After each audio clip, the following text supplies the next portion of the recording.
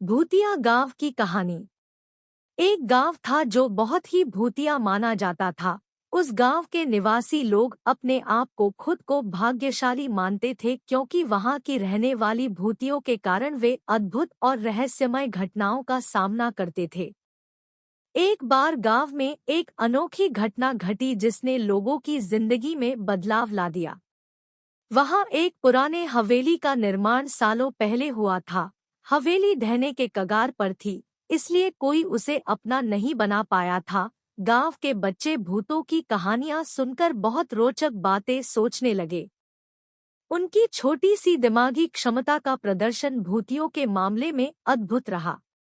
एक दिन गांव के एक नौकर ने हवेली के द्वार से गुजरते हुए एक ताले देखे। नौकर ने तुरंत यह देखकर बड़े उत्साह के साथ दौड़ लगाई और उसे खोल दिया। वह देखा कि अंदर कुछ अनोखा हो रहा था। वहां एक पुरानी पुस्तक रखी हुई थी जिसका आकार बहुत छोटा था। नौकर ने पुस्तक को बाहर निकालकर खोला और उसे पढ़ने लगा। पुस्तक का अंदरूनी सजावट बहुत ही खूबसूरत था। उसमें कहानियां और रहस्यमय घटनाएं थीं।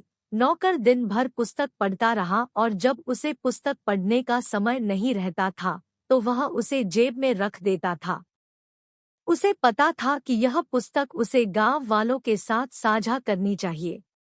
धीरे धीरे वह बच्चों के साथ पुस्तक की कहानियां बांटने लगा। लोग पहले तो उसे विश्वास नहीं करते थे, लेकिन धीरे धीरे वे पुस्तक की कहानियों में रंगी रहने लगे। वे अपने असाधारण अनुभवों को साझा करने लगे और देखा कि गांव जीवन में प्रगति होने लगी। कुछ वर्षों तक हवेली में नौकर का प्रवास जारी रहा और वह पुस्तक की कहानियों को गांव के लोगों के साथ साझा करता रहा। गांव बदल गया था, लोगों की सोच और दृष्टिकोण बदल गए थे। वे भूतों के प्रति नया संवेदनशीलता और समझ दिखा रहे थे। गांव के लोगों में एक नई सामाजिक संरचना विकसित हुई, जहां वे एक दूसरे के साथ सहयोग करने लगे और एक दूसरे की मदद करने में रुचि लेने लगे। पहले से ही अद्भुत भूतों की कहानियों के आधार पर एक नया मेहनतशील और समृद्ध गांव विकसित हुआ।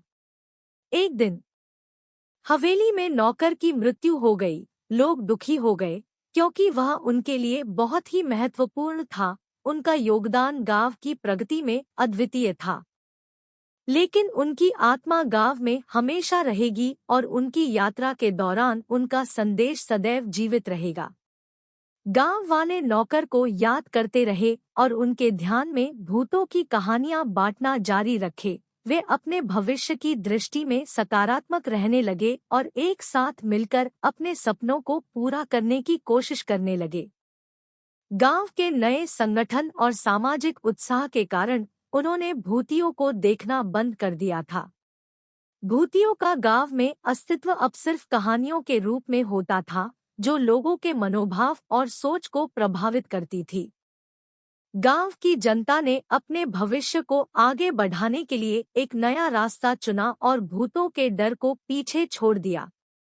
इस कहानी से हमें यह सबक मिलता है कि हमारी सोच और दृष्टिकोण हमारे जीवन को कैसे प्रभावित करते हैं। भूतों की कहानियों ने लोगों को सही दिशा दी और उन्हें एक नया जीवन दिया। इसलिए हमें हमेशा यह याद रखना चाहिए कि हमारी सोच और विचारों का महत्व हमारे जीवन को आदर्श बनाने में होता है।